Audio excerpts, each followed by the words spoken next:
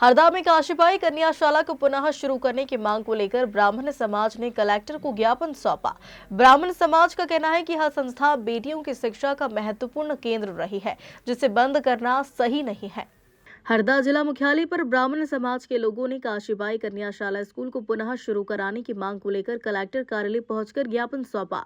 समाजजन का कहना है कि जिले में बेटियों की शिक्षा के उद्देश्य से सबसे पहले स्थापित किए गए इस स्कूल के लिए काशीबाई ने स्वयं अपनी जमीन दान में दी थी, ताकि बेटियों को गुणवत्तापूर्ण शिक्षा का अवसर मिल सके। लेकिन समय के साथ स्कूल को बंद कर दिया गया, जिससे समाज में नाराजगी है।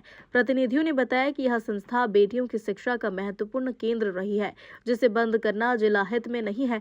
समाजजन ने प्रशासन से मांग की है कि काशीबाई कन्याशाला को फिर से शुरू करके बेटियों की पढ़ाई की व्यवस्था पुनः बहाल की जाए। कलेक्टर ने ज्ञापन प्राप्त कर मामले की जांच कर आवश्यक कार्रवाई का भरोसा दिलाया। आए थे कि जो यहाँ हरदा में नगर में जो काशीबाई संस्था है, यह लगभग 100 वर्ष पुरानी संस्था है और इसमें सनातन ब्राह्मण समाज की महिला द्वारा 1924 में लगभग 10,000 रुपये और बिल्डिंग, जो उसकी निजी बिल्डिंग थी, वो दान दी थी। और वह इस शर्त पे दी थी कि भाई जन्मांतर तक इसमें बालिकाएं पढ़ेंगी और हमेशा काशीबाई के नाम के से जानी जाती रहेगी यह संस्था। लेकिन अभी कुछ वर्ष पूर्व वह संस्था को पूर्ण रूप से ख़त्म कर दिया, उसका डाइस कोड भी ख़त्म कर दिया है। और तत्कालीन कलेक्टर द्वारा हमारी चर्चा भी हुई थी। तत्कालीन कलेक्टर ने उसमें केंद्रीय विद्यालय लगाने की व्यवस्था की थी और ये भी कहा था कि भाई जैसे ही तुम्हारी केंद्रीय विद्यालय का भवन बन के वो शिफ्ट हो जाएगा, वैसे ही हम आपको ये बिल्डिंग वापस करके और उसमें काशीबाई संचालित कर देंगे। लेकिन वो केंद्रीय विद्यालय तो लगने लगा, भवन आज तक समाज को नहीं मिला है।